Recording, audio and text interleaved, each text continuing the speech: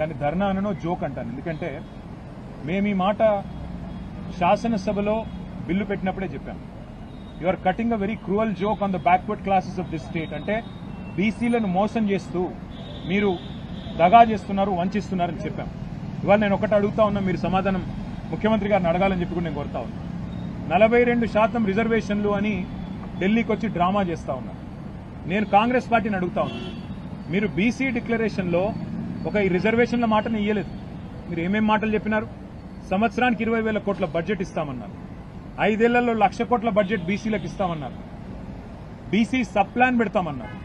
42% reservation రాజకీయాల్లోనే కాదు, ఉద్యోగాల్లో, ఉపాధిలో, ప్రభుత్వ కాంట్రాక్టుల్లో కూడా ఇస్తామన్నారు. నేను ముఖ్యమంత్రి గారిని అడుగుతున్నా, ప్రభుత్వాన్ని అడుగుతున్నా, కాంగ్రెస్ పార్టీని అడుగుతున్నా, మీ చేతుల్లో ఉన్నాయేమో చేస్తలేరు. మీ చేతుల్లో బీసీ సబ్ ప్లాన్ ఉన్నది, చేయండి. మీ చేతుల్లో బీసీలకు 1,00,000 కోట్ల బడ్జెట్ ఇచ్చే అవకాశం ఉంది, చేయండి. 2 బడ్జెట్లు పెట్టారు. ఒక్కొక్క బడ్జెట్లో 20,000 కోట్లు అన్నారు. 2 బడ్జెట్లు కలిపి కూడా 20,000 కోట్లు పెట్టలేదు.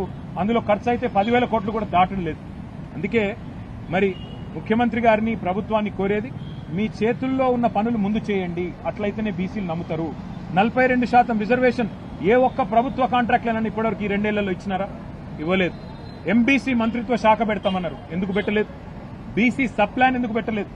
ఏ కారణం చేత 42% రిజర్వేషన్ విద్యలో, ఉద్యోగాల్లో మీరు ఇస్తలేరు?